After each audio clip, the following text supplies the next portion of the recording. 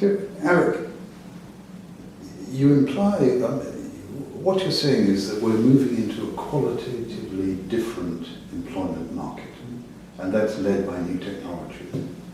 I was just thinking of Edison and the light bulb. Before the turn of the century, I mean, that must have been what would now be called a disruptive technology.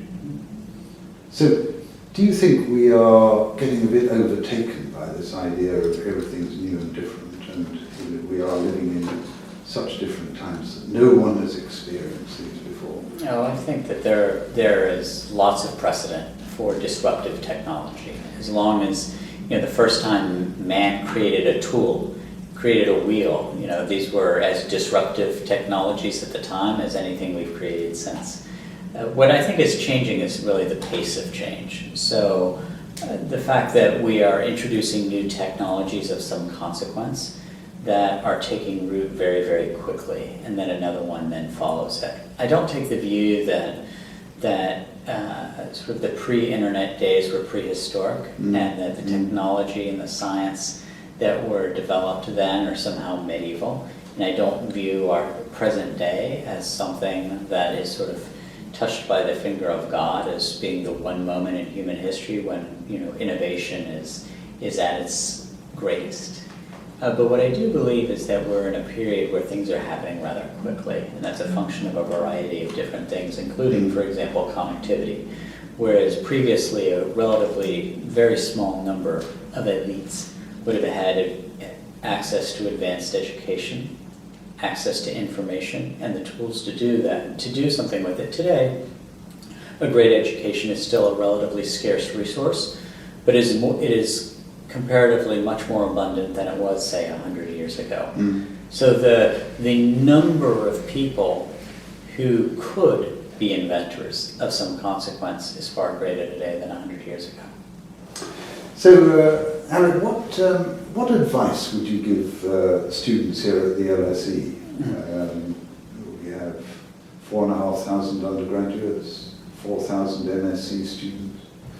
Would you have a few lessons, 2 or 3 lessons for them? Gosh, well, I would first say prepare for lifelong learning. The idea that you leave with a piece of parchment from LSE and that this is all of the formal education you need is a poor way to go about it. In fact, I think that the pace of change is such that you have to commit to being a lifelong learner, both formally and informally. If you are not keeping a pace of changes in the world, you're going to be left behind. And so I think that the love of learning, bluntly, is that which will sustain you economically.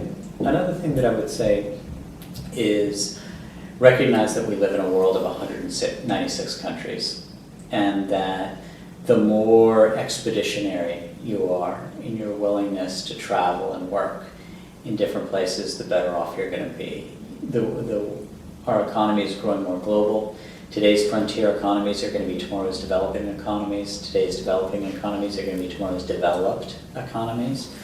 And I really think that people who are willing to get some good old-fashioned ink stamps in their passport and get to know as many of those 196 countries that aren't your native, the better off you'll be. So if I remember correctly, you visited something like 46 countries, 47 countries when you were advisor to Hillary Clinton. We often hear about the emerging economies. Of the 47, which would you identify as the most promising? If people are going to get stamps in their passport, Sure. They may as well avoid the elephant traps. That's right. I think that there are some countries in the Pacific-facing countries of South America hold a lot of promise.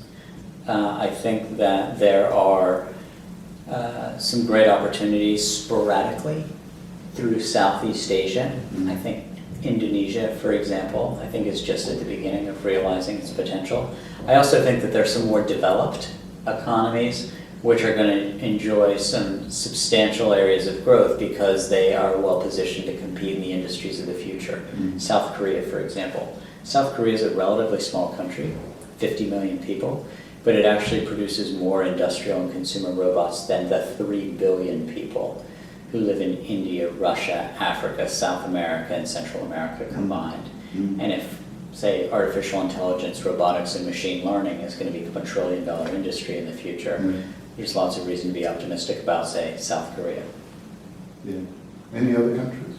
I would point to, it's not a country, but I would point to the one continent I would point to about which I would say I'm fairly bullish is Sub-Saharan Africa. So take the Maghreb out. Let's take Northern Africa out, which is a mess. Sub-Saharan Africa, I know there are 54 sovereign nation states, and what is happening in Zimbabwe is very different than what's happening in Zambia, and what's happening in Gabon is very different than what's happening in Botswana. But in general, I think that Africa, Sub-Saharan Africa, is going from a place that is sort of a caricature of development assistance in conflict to increasingly being a functional part of the market economy.